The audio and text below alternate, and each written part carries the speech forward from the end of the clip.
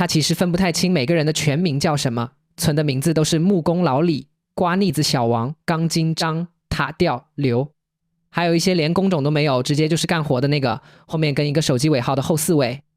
有人问过他，你存个全名不行吗？他说记不住，记全名太费脑子了。手机是2018年买的2手智能机，屏幕裂了一道缝，透明胶带粘上了，凑合能用。微信里加了10几个群，阳光花园2期木工班、红星路项目架子工、南城劳务大群、找活群2022。他每天睡前都刷一遍群消息，看有没有人全体发明天上工的地址。其实也不光是看活，群里偶尔也有人发别的东西，谁家生了2胎，谁在工地摔了，谁跟包工头吵了一架，结了钱走人了。有人发小视频，老家麦子熟了，收成不错。有人发拼多多的砍价链接，附一句帮点一下兄弟们。赵德胜有时候会点，有时候不点，点了也不一定砍成功，但觉得点的那个动作本身，就算是跟对方打了个招呼。赵德胜今年46岁，出来打工的第21年。他记得第一次出门是2004年正月16，坐绿皮火车从洛阳到广州，站了23个小时。那会儿还没有智能手机，他带了一个诺基亚1110蓝色的屏幕，存不了几个人。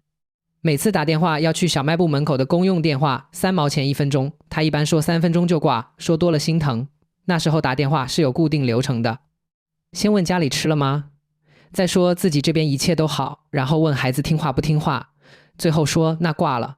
每一句都知道下一句是什么，像是念一本翻旧了的经。21年了，流程没什么变化，只是话费便宜了，不用掐着秒算了，但也并没有多说几句。2024年腊月23，北方小年，赵德胜在天津西青区一个工地上，项目叫瑞景花园，12栋楼，他负责外墙保温。这是他在天津待的第5个项目了，上一个在津南区，再上一个在武清。他把天津周围都干了一遍，每换一个地方就搬一次板房，但窗外的风景永远是一模一样的，塔吊、脚手架、水泥堆、绿色的防护网。入冬以来活儿越来越少，11月底就基本停了。工头说等开春再干，大部分工友都买了票回去了，板房一天比一天空。到腊月20那天，8个人的板房只剩下赵德胜一个人。他睡在下铺，上铺的铺盖卷已经收走了，露出一块光秃秃的床板，中间有一个人形的汉字印子，是睡在上铺的老周留下的。老周是陕西汉中的，比他大3岁，一起干了2年。走的那天拍了拍赵德胜的肩膀说，老赵早点回去，别熬了。赵德胜说好，再待几天。他没有走。他算过一笔账，一来一回的火车票，硬座单程180，来回360，加上在路上的吃喝，再加上给家里带东西。女儿想要一件那种长款的羽绒服，她在网上看了，正经牌子要600-700。如果她留下来，省下来的路费和开销刚好够把那件羽绒服买了。他给妻子发了条微信，说今年不回去过年了。妻子回了2个字，随你。过了2分钟又补了一条，那你自己买点好吃的。赵德胜看了2遍没有回。女儿赵小敏在县城读高2住校。赵德胜上一次见她是2023年春节，他腊月28到的家，正月初5就走了。中间那7天，女儿有4天在同学家，2天写寒假作业，只有除夕那天一家人坐在一起吃了一顿饭。赵小敏坐在他对面闷头吃，不怎么说话。他妈给他夹了一筷子菜，他把碗挪了一下，没说谢谢也没说不吃，就是接了。赵德胜想找个话题跟他聊聊，想了半天说了一句，学校伙食怎么样？还行。吃得饱吗？能。然后就没有然后了。他其实不怪女儿，他一年到头在家待不了半个月，他没有爸爸在身边的日常，自然也没有跟爸爸说话的日常。他们在微信上的聊天记录一拉到底，绝大多数是转账记录和几句收到了。赵德胜偶尔会翻翻他的朋友圈，他发的不勤，一个月1-2条，有时候是一张天空的照片，有时候是一句歌词，他不一定看得懂，但每条都会点个赞。点了也不知道女儿看到了没有。2024年这一年他们只通过几次电话。2024年大年初1打过一个，赵小敏在姥姥家，背景很吵，说了不到2分钟就挂了。5·1那天又打了一个，女儿说在补课，没说几句就匆匆挂了。8月15他打了一次，没人接，后来女儿也没回，他等了1天，到了晚上又打了一次，这回接了，说手机调静音了没看到，聊了不到3分钟，说要去洗澡了。赵德胜挂了电话，坐在板房门口的台阶上，把手机放在膝盖上。看着屏幕按下去又亮起来，来了一条流量提醒短信。他盯着那行字看了一会儿，锁了屏。腊月25那天傍晚，工地上的工棚正式封了。赵德胜提前在镇上找了一间平房，月租300块，没有暖气。房东大姐带他看房的时候有点不好意思，说冬天冷是冷了点，但有电热毯，被子我给你多拿一床。赵德胜说没事，习惯了的。他确实习惯了。21年在外面什么条件的房子都住过，地下室、阁楼、铁皮棚子。最冷的一次在黑龙江干到11月底，早上起来杯子里的水结了冰。300块一个月有电热毯，已经是好日子了。他把自己的东西从板房搬过去，一个蛇皮袋里面装着一床被子、2套换洗衣服、一个塑料盆、一双拖鞋。整个搬家的过程不到20分钟。收拾完以后，他蹲在平房门口抽了一根烟，天已经快黑了。镇上的街道不宽，路两边有些小饭馆和超市，招牌的灯次第亮起来。有人牵着一条黄狗从巷口走过去，狗走得很慢，人走得也慢。远处能听到零星的鞭炮声，不知道。赵德胜把烟抽完，拿出手机，翻到通讯录里女儿那个名字，拨了过去，响了7声，没人接。他把手机放回兜里，又蹲了一会儿，烟头摁灭在墙根上，风一吹，烟灰散了。过了大概10分钟，手机震了，爸，刚才在洗澡。赵小敏的声音从听筒里传过来，带着一点气喘，像是从走廊快步走到宿舍才接的。背景里有别的小姑娘说话的声音，嘻嘻哈哈的，又迅速远去了。哦，那你吃饭了没？吃了，在食堂吃的。吃的啥？土豆烧牛肉，还有一个青菜。够不够吃？够的。对话掉进一个短暂的沉默里。赵德胜听到女儿那边有翻书的声音，他知道自己打电话的时机大概不对，晚自习之前他应该在写作业或者复习。那个，你妈说你期末考的还行，还行，年级42名，多少人？900多。那好，那好。赵德胜其实不太清楚年级42名算好还是不好，他初中都没念完，看不懂女儿的那些试卷和排名。但妻子在电话里说过还行，那应该就是还行的意思。爸，你还有别的事吗？我马上晚自习了。没了。那你好好学。那你注意身体。哎，那我挂了。小敏。那个，你羽绒服买了没有？电话那头顿了一下，还没。妈说等过年打折再买，不用等打折。爸给你买，你看好了发链接给我。又顿了一下。好，那我去晚自习了。哎，电话挂了。赵德胜看了看通话时长，1分47秒。他把手机揣回兜里，站起来拍了拍裤子上的灰。路灯已经亮了，把他的影子拉得很长。他往平房里走了2步，又停下来，回头看了一眼远处的塔吊，黑黢黢的立在那里，顶上的防撞灯一闪一闪的，红色的，缓慢而固执，像一颗不会落下来的信号弹。小年夜那天，工地上的食堂已经关了。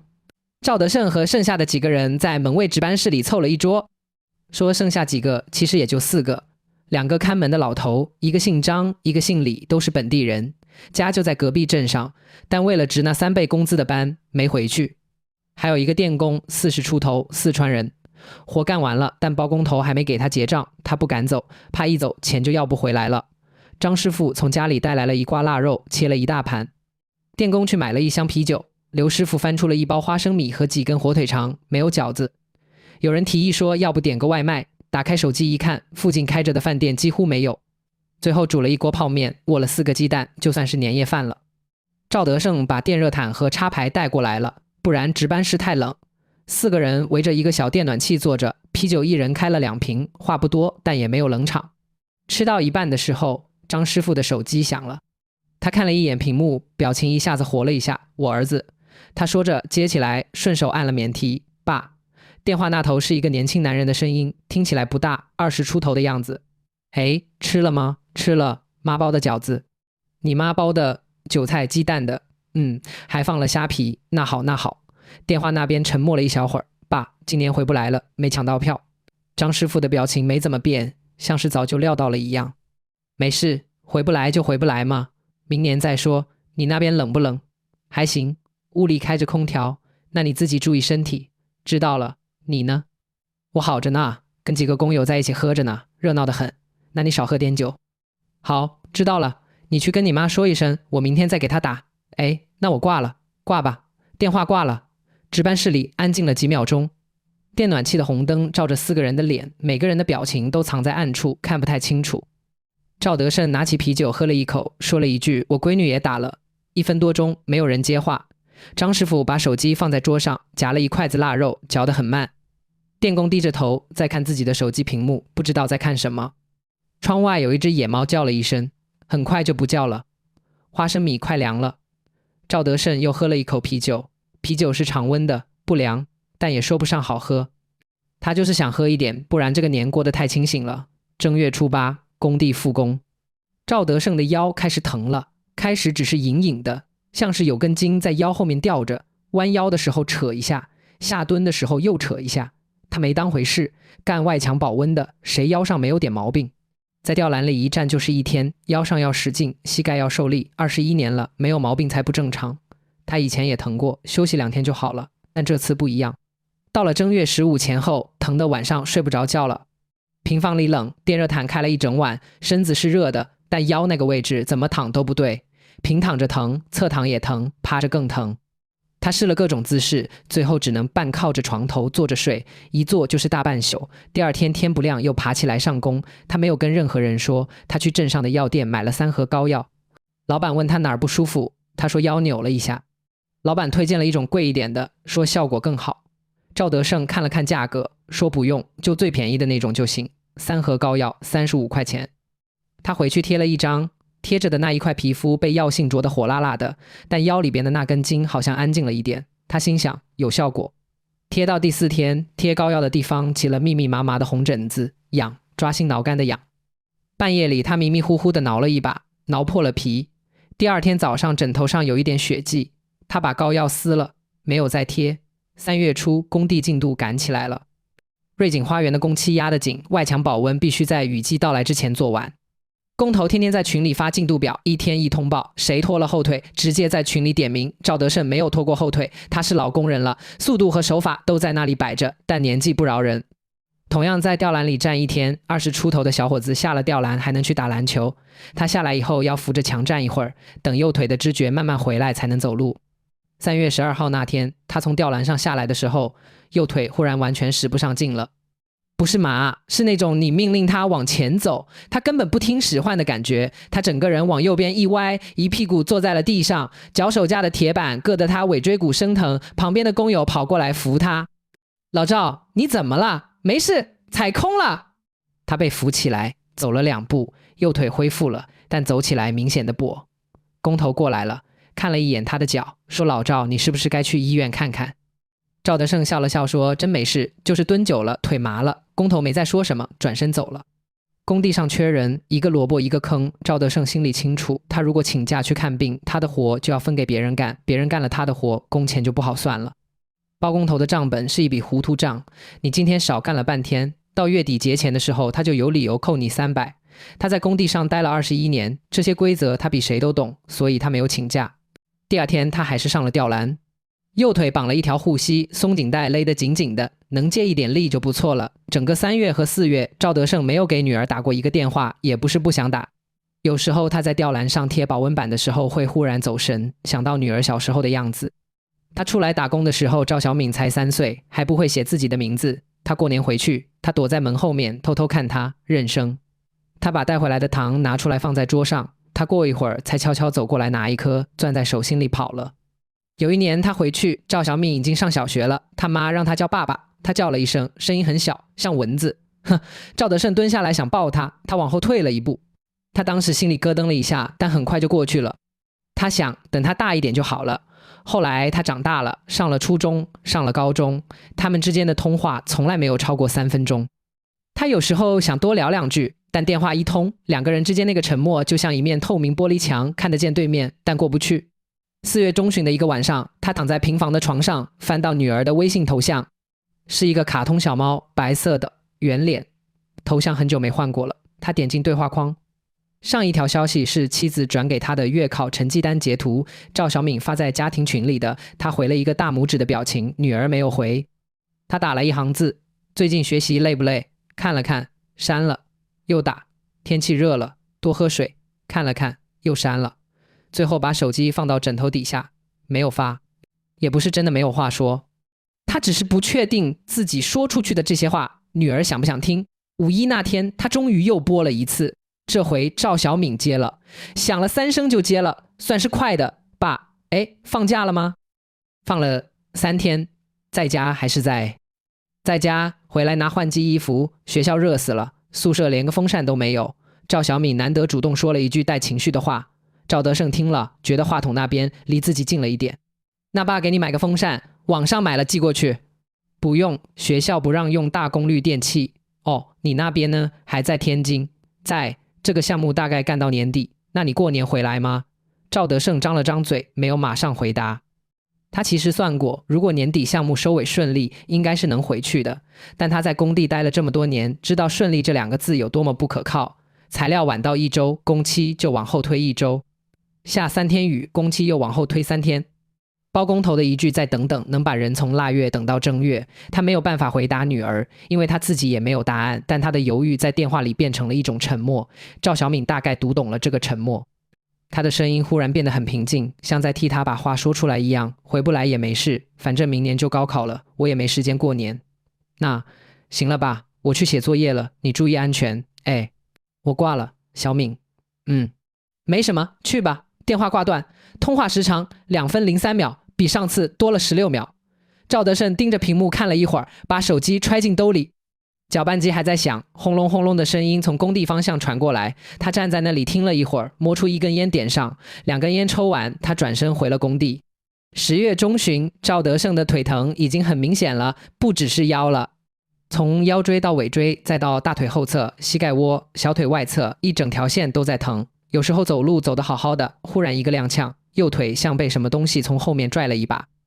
他开始在走路的时候不自觉地往左边偏，把重心全部转移到左腿上，干活的效率下来了。以前一天能贴40个平方米的保温板，现在30个平方米都磕磕绊绊。工头专门来找他谈了一次话，没有发脾气，但意思很清楚。老赵，你要是身体顶不住，不要硬撑。赵德胜说顶得住。工头看着他，沉默了一会儿。你去查一下，查了有问题就回去歇着，没问题我出钱给你买个护腰。话说到这个份上，赵德胜知道推不掉了，他去了西青区的一家小医院，挂号排队拍片子，花了一上午。拍完片子他又回到诊室门口等了将近40分钟。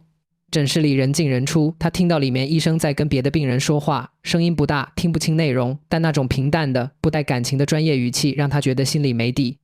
轮到他的时候，医生盯着电脑上的片子看了一会儿，又举起来对着灯看了一会儿，放下看了他一眼，就是那一眼。赵德胜知道不对了，你这个情况不只是腰椎间盘的问题。医生的语速不快，像是在斟酌用词，你右半边这条腿的神经压迫得很厉害，而且从片子上看不排除有其他的问题，建议你到大医院做一个更详细的检查，最好做个增强 CT。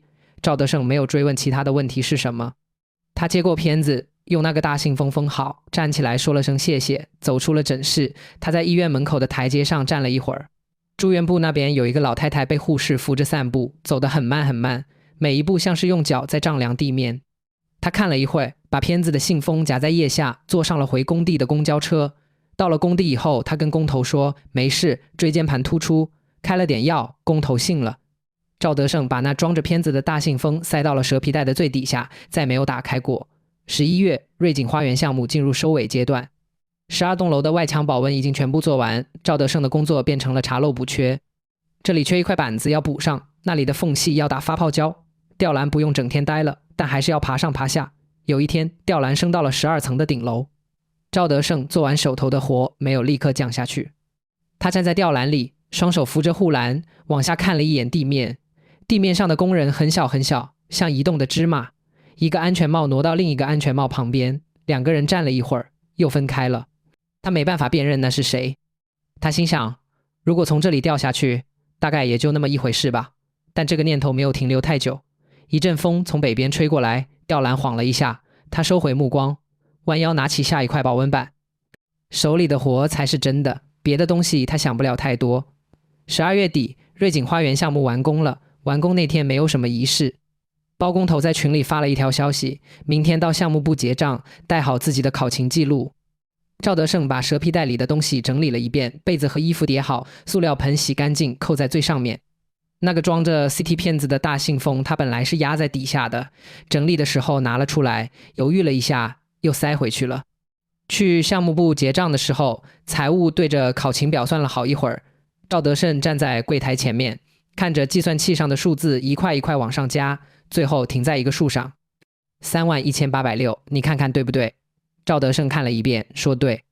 财务把钱转到他的银行卡上，让他在一张表上签了字。他签完字，把银行卡收好，走出项目部的大门。钱不多，但够他过年，够他给女儿买那件羽绒服，还能够给妻子买一双他说了很久的棉鞋。他走出项目部的时候，外面的阳光很好，冬天的太阳没有温度，但照在身上让人心情好了一点。赵德胜站在门口，给妻子发了一笔转账，转账说明里他打了一行字：给闺女买件好点的羽绒服，别买那种便宜的，不暖和。妻子回了一个字：好。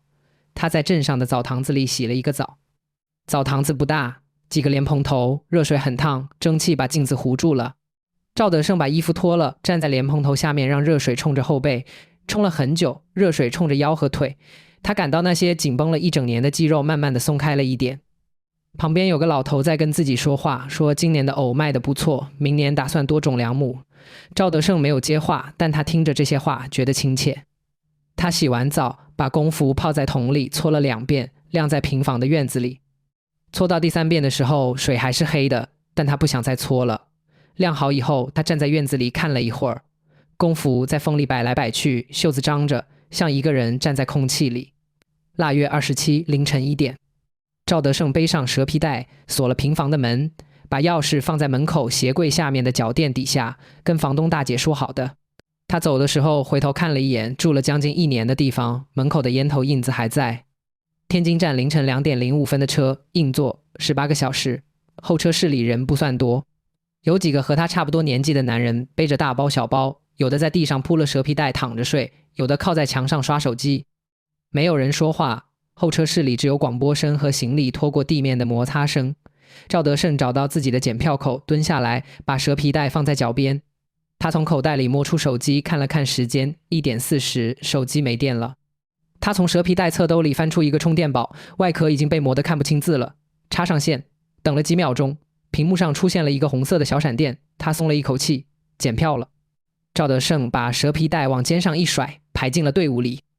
队伍前进得很慢，前面的人一个接一个的把身份证递过去，闸机滴一声响，轮到他了，他递过去，闸机滴一声，他走过去，然后跟着人流走向站台。车厢很空，硬座车厢坐了不到1半人。赵德胜找到自己的位置，靠窗，3人座。他把蛇皮袋举到行李架上放好，坐下来，靠着窗户，把外套的拉链拉到最上面，闭上眼睛。绿皮火车晃了一下，缓缓启动了，铁轨的声音咔嗒咔嗒地响起来。车厢里的灯是那种暗黄色的，昏昏欲睡。赵德胜歪着头，半睡半醒。车窗外面是一片漆黑，偶尔经过一个小站，灯光一晃而过，然后又陷入黑暗。手机震了一下，他从口袋里掏出来，眯着眼睛看，是女儿赵小敏发来的一条微信：爸，你几点到家？我去路口接你。他把那条消息看了2遍。车厢里的暖气不太够，窗户上结了一层薄薄的雾气。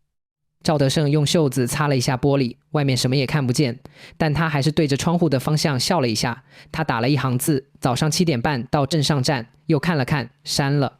又打，不用接，外面冷。又看了看，又删了。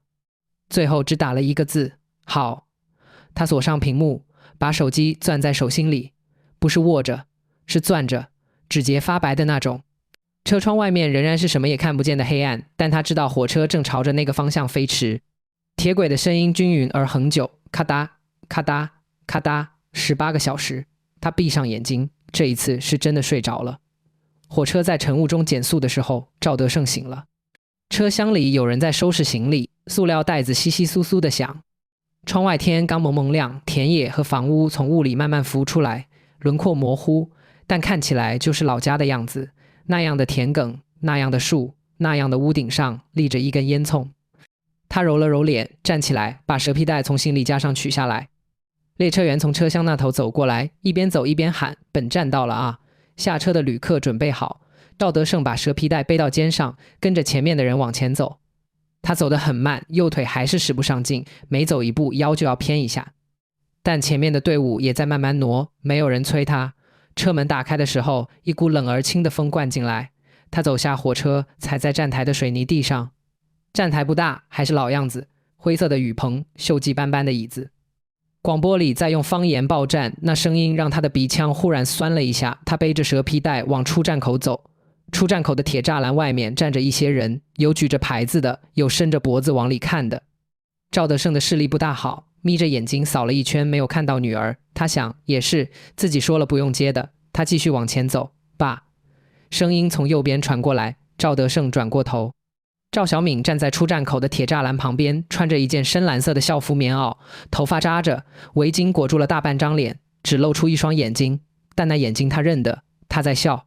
赵德胜站住了。蛇皮袋的带子从肩膀上滑下来了一点，他没有去扶，他站在那里，隔着几步远看着女儿。他已经想不起来上一次他笑着喊爸是什么时候了，甚至想不起来有没有过。你怎么来了？不是说了不用接吗？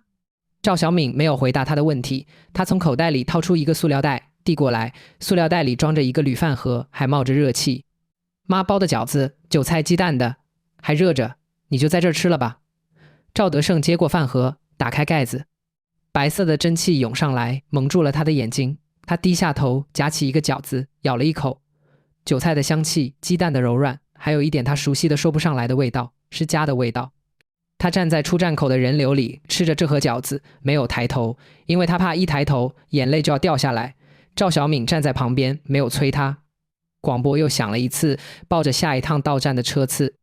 出站的人流渐渐散去了，站前广场上的路灯还亮着，晨雾还没有完全散尽。赵德胜把最后一个饺子吃完，把饭盒盖上，擦了擦嘴。走吧。赵小敏走在他旁边，没有挽他的手，没有帮他背包，只是走在他旁边，脚步不快不慢，刚好跟他一瘸一拐的节奏合在了一起。早晨7点半的镇子正在慢慢醒来，包子铺开了门，冒着白气。有人骑着电动车从他们身边过去，按了一下铃。远处的田里有人在走动，看不清楚是在干什么。赵德胜走在这条他已经很久没有走过的街道上，右腿还是一阵一阵的疼，但他没有觉得难以忍受。他忽然想，等过完年一定要去大医院查一查，不是因为他终于怕了，是因为有人还在等他。